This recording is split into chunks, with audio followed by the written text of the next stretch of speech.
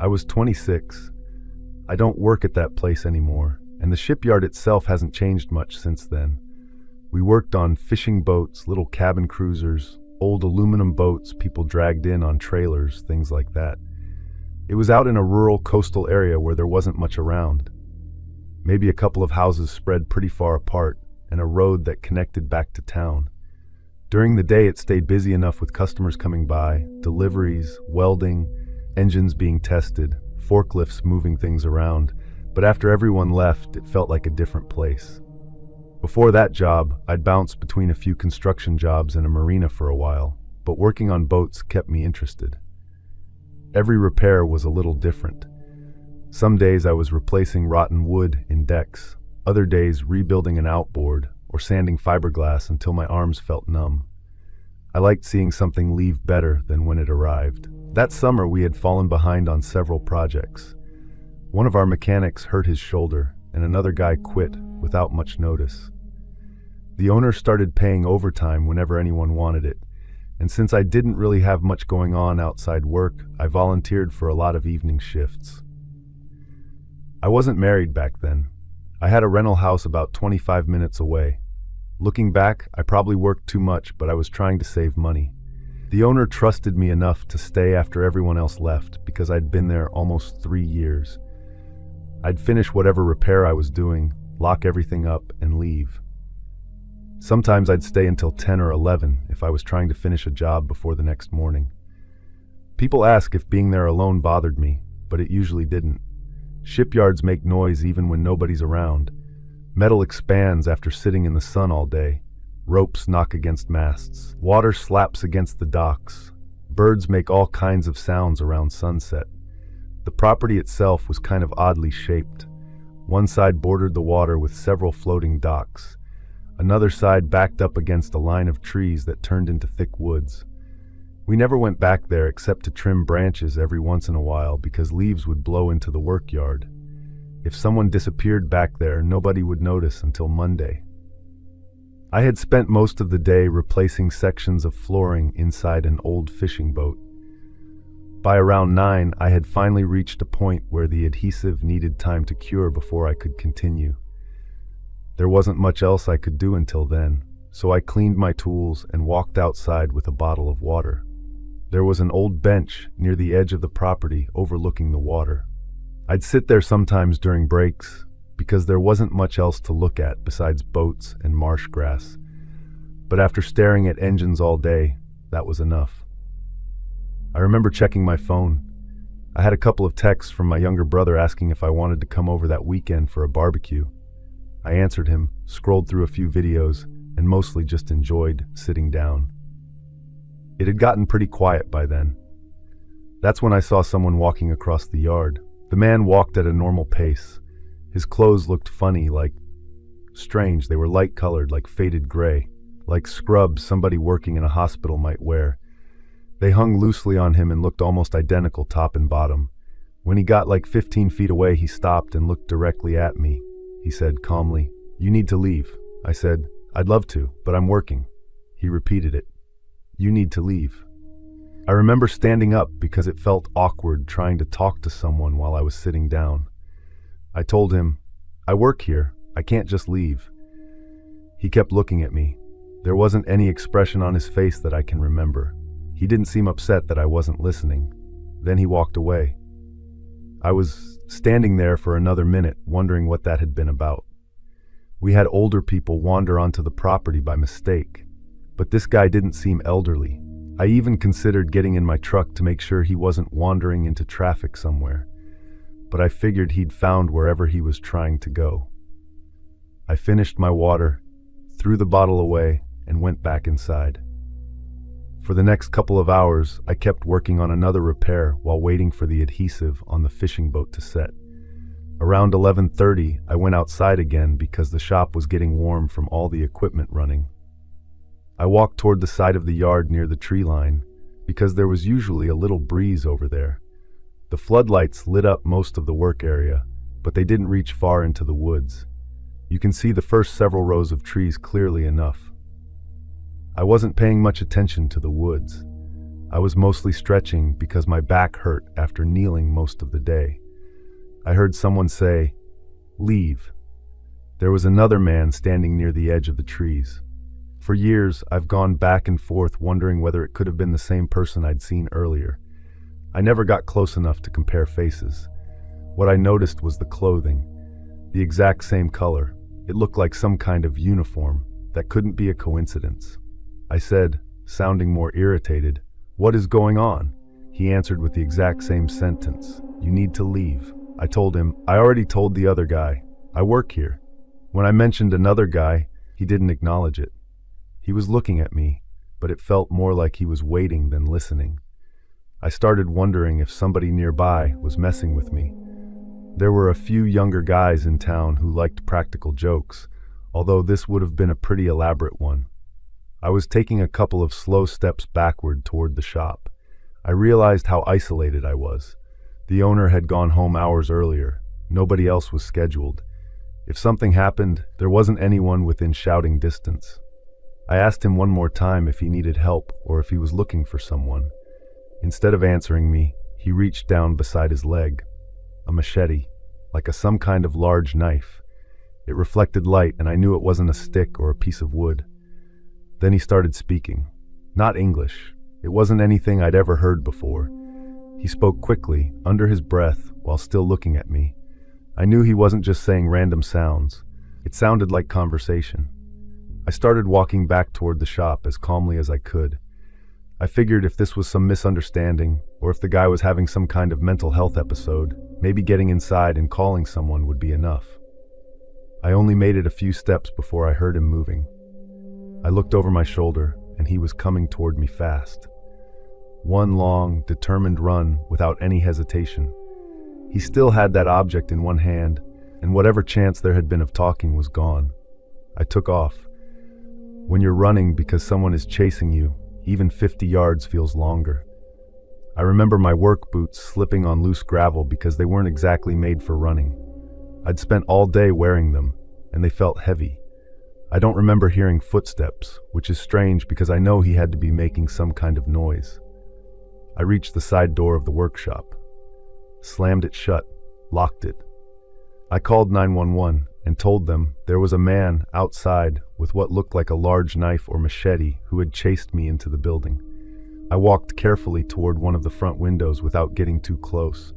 There were enough boats parked outside that they blocked part of my view. I told them I didn't know where he'd gone. I appreciated how calm she was because I definitely wasn't. I could describe the clothes pretty easily because they stood out so much. Loose, light blue or gray shirt and matching pants, like hospital scrubs. Average height, medium build, short hair. Beyond that, I couldn't remember much. His face just hadn't registered in my head the way the clothing had. When I said there had actually been another man earlier wearing what looked like the exact same thing, she asked if I thought it was the same person. Few hours had passed between seeing them. I just couldn't say for certain. Once they were outside, they called my phone instead of knocking. They wanted me to make sure I could see it was actually them before opening the door. After I let them in, we walked back outside. I expected we'd immediately find the guy somewhere around the tree line, but there was nobody. They checked between boats and into the woods as far as they safely could. Nothing. No footprints. When we walked over there, I saw my flashlight lying on the gravel where I'd dropped it. I hadn't even remembered losing it until then. They asked me to explain everything again from the beginning. I told him about sitting on the bench earlier that evening, the first man walking over and calmly telling me to leave, how I'd answered that I worked there, and how he'd simply walked away. Then I explained seeing someone dressed exactly the same way near the trees later, hearing the same words again, seeing what looked like a large blade, hearing him speak another language, and finally running. It's frustrating how little your brain keeps when you're frightened. You assume you'll remember every detail forever, but afterward, you realize there are huge gaps. They asked if anyone from a nearby medical facility could have wandered off. I didn't even know if there was one nearby. There wasn't a hospital anywhere close enough that walking there would have made sense, at least not that I knew of. The men, They had both said exactly the same thing. You need to leave. Over and over, I wondered why. The owner asked if I wanted to stop working nights for a while. For the next month or so, I only worked regular daytime hours. I've thought about the clothing. They were part of some work crew. Running was the smartest decision I made that night. I've never gone back there after dark since I left that job.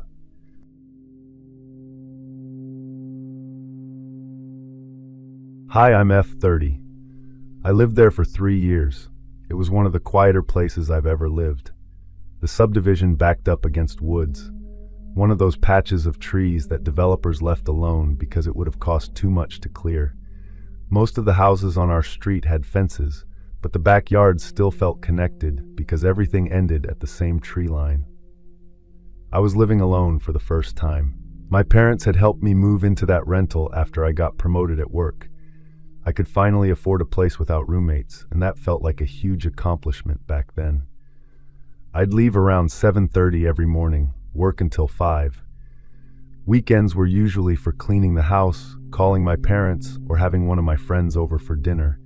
It was the most stable period of my life. The backyard was one of the reasons I rented the place. There were rabbits everywhere. I'd hear coyotes at night, but I never saw one. The neighborhood Facebook page was full of people complaining about raccoons knocking over garbage cans or black bears wandering through during certain months, but I never had any problems. The house next to mine stayed empty for a while after I moved in. The grass kept getting taller every week, and I wondered if someone had abandoned it. The owner lived out of state and was looking for new tenants. Eventually somebody moved in. I never saw the moving truck. I just noticed one afternoon after work that there was suddenly a pickup truck parked in the driveway and the porch light was on that evening. I barely noticed whoever lived there. I assumed it was just one person because there was only ever one vehicle outside. I didn't introduce myself because I'm honestly not that outgoing. Most of the people on the street kept to themselves. We'd wave if we happened to be outside at the same time, but nobody visited each other. The first time I saw him clearly, he looked tired. He was somewhere in his 40s. He looked rough around the edges. His clothes always looked wrinkled, like he'd slept in them. His hair was uneven, like he'd cut it himself. He wasn't dirty, but he always had the appearance of someone who hadn't really taken care of himself for a while. If we happened to be outside together, he'd just stare before walking back inside. Every neighborhood has at least one weird person. That was how I thought about it too. A couple of weeks later, I was home, cleaning the kitchen when I happened to glance out the window over the sink. My kitchen window looked directly toward the side of the neighboring house. I saw a man standing still inside the neighboring house. It was him. He was standing behind one of his front windows. He was looking toward my kitchen. When our eyes met, he didn't react. Eventually, I stepped away from the sink. About 10 minutes later, I checked again. The room was empty. The whole thing was odd, but I also talked myself out of making it into something bigger. For the next few weeks, I started seeing him more. Although looking back, I can't say whether he had changed or whether I was paying closer attention. Once I saw him standing near the woods behind both our properties, looking up into the trees for several minutes. None of those things were illegal. None of them were even worth mentioning to anyone. They were just unusual. A Sunday afternoon, I was upstairs. While I was putting clothes away, I saw something outside. It was my neighbor. He was in my backyard. He was walking across the grass behind my house. He only had one shoe on. His left foot had a dirty sneaker. His right foot was bare. He was wandering slowly across the yard like he wasn't entirely sure where he meant to go. I stayed where I was. I never considered going outside. I remember pulling the blind down just a little so I could still watch without feeling exposed. He walked over near the small flower bed my mom had helped me plant a few months earlier. He crouched, and he just reached toward the dirt, picked up what looked like a small stick, stared at it for a few seconds, and dropped it again. It didn't make any sense. After that, he walked toward the back fence, stopped, turned around once, looked toward my house, and then left through the same gate he'd apparently come through. A month passed. There weren't any more incidents like the one in my backyard. I'd see his truck leave every few days. Sometimes I'd notice lights on late at night. I'd go 2 or 3 days without seeing him at all. I started wondering if he'd been dealing with mental illness or medication issue. I remember mentioning him to my mom while we were talking on the phone one evening. I told her he seemed a little strange, mostly because of the staring and the backyard thing. She told me to keep my doors locked, which I already did, and she asked if I wanted my dad to come over and check the house. I laughed and told her it wasn't necessary. Friday night, I came home from work, and I barely had enough energy to cook, cleaned the kitchen, and went upstairs earlier. I remember opening the bedroom window for a little while because it had finally cooled off outside. Every now and then I'd hear laughter carry through the trees. Before going to bed, I shut the window, locked it, turned off the bedroom light, and climbed into bed with my phone. I had a habit of scrolling through social media until I got sleepy. I don't know what time it was when it happened. It couldn't have been very late because I wasn't asleep. I had my bedside lamp on instead of the overhead light.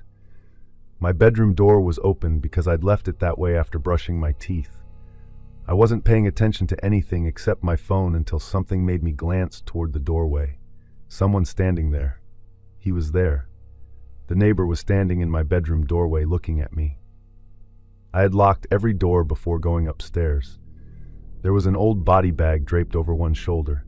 It looked filthy, faded gray, and one side had long tears running through it like it had been dragged across concrete or caught on something sharp. I don't know if it was a body bag, but that's the only thing I've ever seen that looked like it. He was holding something. They looked like large scissors. Garden shears would be a better description. I screamed. He swung one arm toward me, and whatever he had in his hand flew across the room. It hit the wall behind my bed with a loud crack and landed somewhere on the floor. He was already coming toward me. He reached over the corner of the bed and grabbed for my arm. His fingers brushed my wrist, but didn't get a full grip because I threw myself backward across the mattress. The bed ended up between us for a second, and I started moving around it instead of trying to climb over it. That saved me. Every time he came around one side, I was already moving toward the other. I kept screaming the entire time. I remember hearing him breathing harder. He kept trying to reach me. After a few seconds, I made it around the end of the bed and got into the hallway before he did. I ran downstairs. I had to get outside before he caught me. I unlocked the front door, ran barefoot across the lawn. It wasn't until I reached the sidewalk that I realized I had nothing with me. No phone, no shoes. I ran to the closest house first because their porch light was on. I pounded on the door hard. Nobody answered. I don't know if they weren't home or if they were afraid to answer because someone was screaming outside late at night. I ran to another house farther down the street. I barely remember what I was yelling by then. The husband opened the door, and I think seeing how panicked I was made him understand immediately that something was seriously wrong. They pulled me inside. They handed me a phone, and I called 911. 2 officers searched my house. The neighbor was gone. There wasn't any sign of him.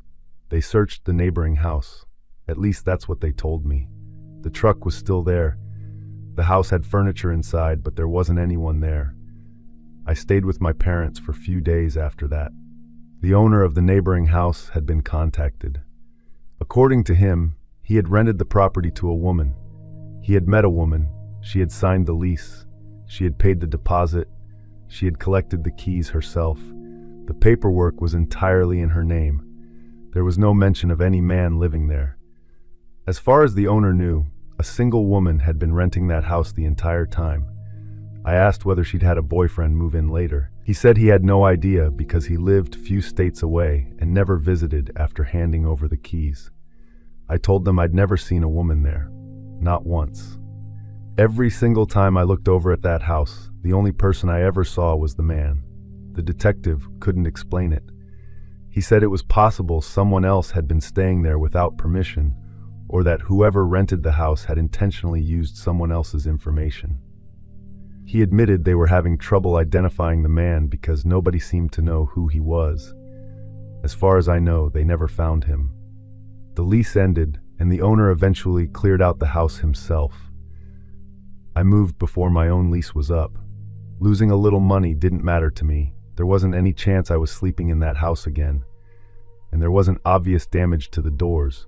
He'd found some way to get in earlier with the body bag, like he'd been carrying it around for a long time. It looked worn out, like it had already been used for something. Whether that's true or not, I'll never know. He wasn't some stranger passing through. For over a month, he had been living one house away from me. He had watched me through the window. He had wandered around my backyard wearing one shoe like he didn't understand where he was. I've never found out who he was, why he was actually living in that house, or whether there ever was a woman connected to the lease. Someone rented the house for him. Maybe she never knew what he intended to do. Or she was completely unrelated and her identity had somehow been used. I've lived in different places since then, and none of them have backed up to woods. I was renting a little house during the last year I was in college. The place was cheap because it had been sitting empty for a while after the owner moved into assisted living, and I didn't care what it looked like. My parents worried about it a lot more than I did. My mom would call every couple of days asking if I'd locked my doors or if I'd met any neighbors yet. There wasn't much excitement. I had classes during the day, worked part-time at a veterinary clinic, and spent weekends trying to catch up on sleep or laundry. The house itself had some odd features. The bathroom had one of those small frosted windows high on the wall. It faced the side yard, but because the glass was textured, you couldn't actually see outside. You could only make out light or movement if something passed close enough to the window. I never thought about it before all this happened. I got home around 7. I remember texting one of my friends about meeting up that weekend. We were trying to plan a movie night. The front and back doors were locked. Around 9, I decided to take a shower because I had another early shift the next morning. The bathroom was pretty small. You could stand in the shower and reach almost everything without stepping out. I had just finished rinsing shampoo out of my hair. Something moved across the bathroom window. It looked like it passed right by the window. The frosted glass made it impossible to recognize details, but it looked like the side profile of a person walking. The shape crossed the window at a normal walking speed. Someone walking past. The bathroom window wasn't near the sidewalk. To walk that close to it, someone would have had to be right alongside the house.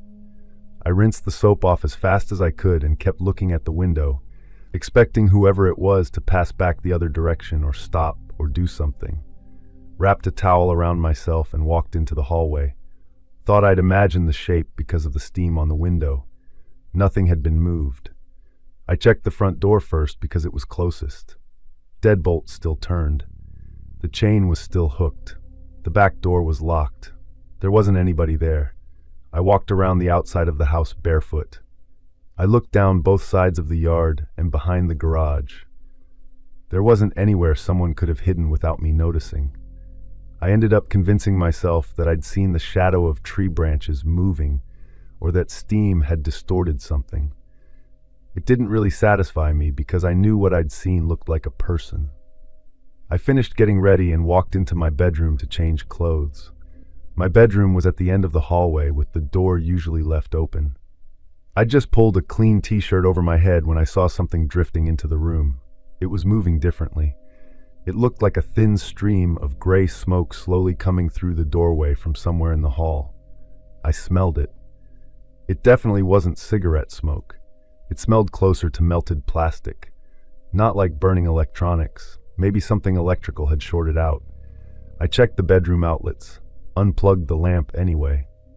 I followed the smell into the hallway, expecting it to get stronger somewhere, but it seemed to disappear almost as quickly as it had shown up. I walked through every room. I had no idea what I was looking for.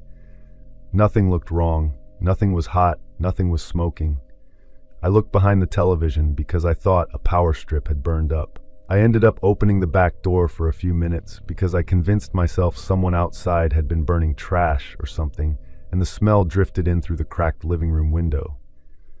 The smoke had come from inside the hallway, but I wanted a reason that made sense. I figured I'd been tired after work, saw a weird shadow during my shower, smelled something from outside, and let the two things combine into one strange evening. I decided making dinner would stop me from thinking about it. I started boiling water and pulled a jar of sauce out of the cabinet. The kitchen wasn't connected directly to the bedrooms, so I couldn't really see down the hallway unless I leaned around the corner. I was focused on chopping up some chicken I'd cooked the day before. The water hadn't even started boiling yet. Over the music, I heard a sound from deeper inside the house. It was a door, one of the interior doors.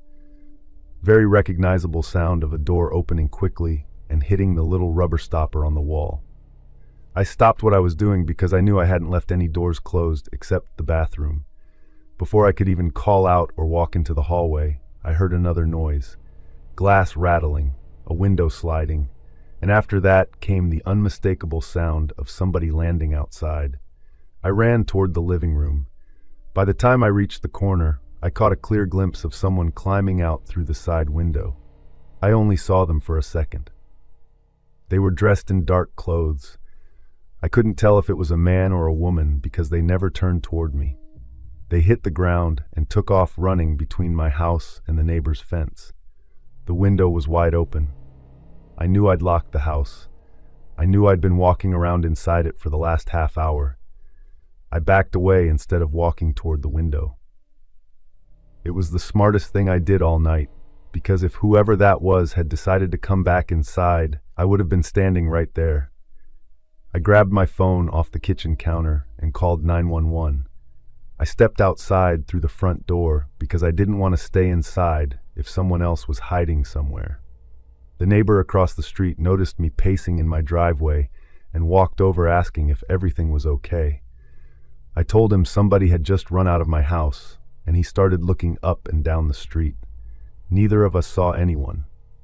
They cleared the house. They checked every room, crawl space access in the hallway ceiling. Nobody was inside. We walked back inside. The side window was open where I'd seen the person climb out.